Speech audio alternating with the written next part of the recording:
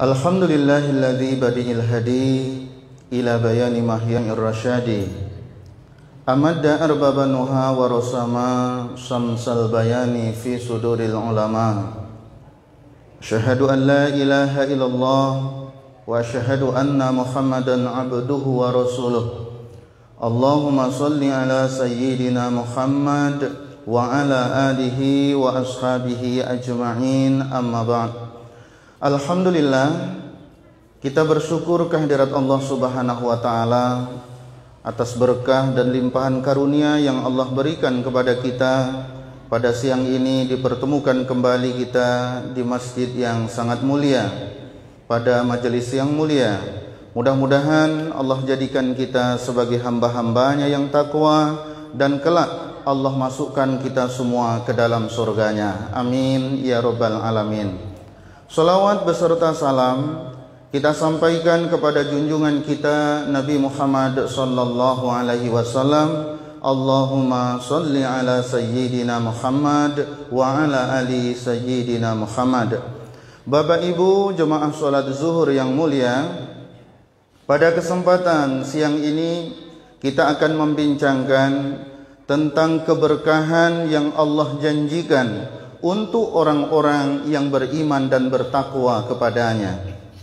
Bapak Ibu hadirin yang mulia, umur kita di dunia amatlah singkat, dan dunia ini pun sesungguhnya singkat, kehidupan yang fana, di mana kita datang dan akan kembali kepada Allah Subhanahu wa ta'ala. Semua yang kita lakukan akan kita pertanggungjawabkan kehadirat Allah Subhanahu wa ta'ala. Sebesar dan sekecil apapun, semua akan dipertimbangkan. Kebaikan akan ada balasan kebaikan, dan keburukan juga akan ada balasan keburukan. Jika sesuatu yang kita lakukan itu adalah salah, apa yang kita perbuat itu adalah bagian daripada dosa dan maksiat, jika seseorang tidak mau bertaubat kepada Allah sampai pada akhir hayatnya, maka sesungguhnya dosa dan kesalahan yang diperbuat akan ada ganjaran dari Allah Subhanahu wa ta'ala. Tapi jika dosa itu kita taubati, kesalahan yang pernah kita perbuat kita minta ampun kepada Allah, maka sesungguhnya ampunan Allah amatlah luas. Bapak Ibu hadirin yang dimuliakan Allah, Allah Subhanahu wa ta'ala memberikan satu penjelasan kepada kita tentang janji Allah akan memberikan keberkahan kepada orang-orang yang beriman dan bertakwa kepadanya. A'udzu billahi minasyaitonir rajim. Bismillahirrahmanirrahim. Walau anna ahlal qura amanu wattaqau lafatahna alaihim barakatim minas samai wal ard walakin kazzabu fa akhadnahum bima kanu yaksibun. Shadaqallahul azim. Ayat ini memberikan penjelasan kepada kita, jikalau penduduk satu negeri, dalam ayat ini Allah Subhanahu wa ta'ala mencantumkan kata qura. Qura dalam bahasa kita itu adalah kampung kecil. Karena sesungguhnya kampung yang kecil itu biasanya masih murni. Masyarakatnya hidup penuh dengan kekeluargaan. Masyarakat yang ada di dalamnya belum terkontaminasi dengan peradaban kota, yang biasanya kota ini tentu lebih banyak pengaruhnya. Tapi disebutkan di dalam Al-Quran dengan bahasa qura. Walau anna ahlal qura, jikalau penduduk satu negeri, penduduk yang kecil, kampung yang kecil yang disebutkan oleh Allah di dalam Al-Quran dengan bahasa qura. Dan salah satu yang masuk dalam kategori qura pada waktu itu adalah Makkah. Makanya salah satu yang disebut Makkah itu sebagai julukan Ummul Qura. Dan salah satu universitas yang ada di kota Makkah, universitas yang ngetop, itu disebut dengan Universitas Ummul Qura. Maka pada waktu itu Bapak Ibu hadirin yang dimuliakan Allah, dan bahkan masih sampai pada hari ini, sesungguhnya adalah kampung kecil dahulunya, di mana daerah ini adalah daerah kawasan yang padang tandus. Daerahnya penuh dengan bebatuan dan pasir. Tapi Allah janjikan bahwa jikalau penduduk satu negeri itu mereka beriman dan bertakwa kepada Allah, la fatahna alaihim, niscaya kami akan bukakan kepada mereka. Apa yang akan dibukakan oleh Allah? Barokatim minas sama'i wal ard, keberkahan dari langit Allah akan turunkan. Dan jikalau qura, penduduk satu negeri yang kecil tadi, mereka juga beriman dan bertakwa kepada Allah, keberkahan itu tidak hanya dari langit Allah curahkan, tapi yang dari perut bumi pun juga Allah akan keluarkan. Apakah ini hanya berlaku untuk daerah yang suci seperti misalnya Makkah Al-Mukarramah maupun Madinah Al-Munawwarah? Tidak. Ini berlaku untuk semua, termasuk untuk kampung kita yang kita cintai. Jika kita bersama-sama, kita kompak melakukan amalan ibadah, kita sama-sama kompak melakukan keimanan kepada Allah dengan sepenuh jiwa, kita sama-sama kompak untuk berjamaah bertakwa kepada Allah Subhanahu wa taala, istiqamah di jalannya, maka percayakan bahwa keberkahan akan Allah turunkan kepada kita.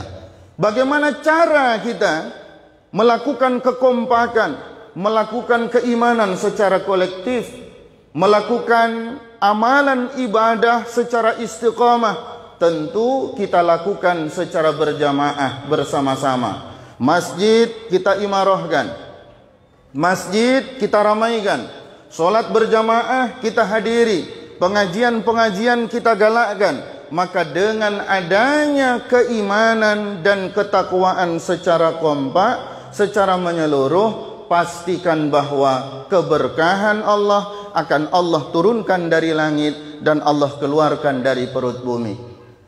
Bapak Ibu hadirin yang dimuliakan Allah Subhanahu wa taala, dan ketakwaan ini tentu akan melingkupi kepada seluruh lini kehidupan kita. Di rumah tangga, jagalah keimanan dan ketakwaan kita kepada Allah. Ajarkan nilai-nilai agama kepada anak cucu kita. Di rumah tangga, tegakkanlah bagaimana berumah tangga secara baik yang diajarkan oleh Rasulullah SAW. Dalam kita berjiran bertetangga, ikutilah apa yang diajarkan oleh Nabi kita. Jaga keimanan dan ketakwaan, saling menghargai, saling menghormati, dan kita tegakkan sendi-sendi keimanan dalam kehidupan kita. Bagaimana kita dalam bersosial bermasyarakat, maka bagaimana kita melakukan ini semua dengan penuh keimanan dan ketakwaan sesuai dengan apa yang diajarkan di dalam agama, sampai perilaku kita, akhlak kita dalam bersosial, dalam bermasyarakat, dalam bermuamalah, berjual beli dan sebagainya, semua berlandaskan pada apa yang diajarkan oleh agama kepada kita. Jika masyarakat ini kompak bersama-sama melakukan keimanan dan ketakwaan kepada Allah, pastikan bahwa Allah akan berikan keberkahan. Langit dari langit keberkahan Allah turunkan, yang dari perut bumi pun Allah keluarkan. Untuk siapa?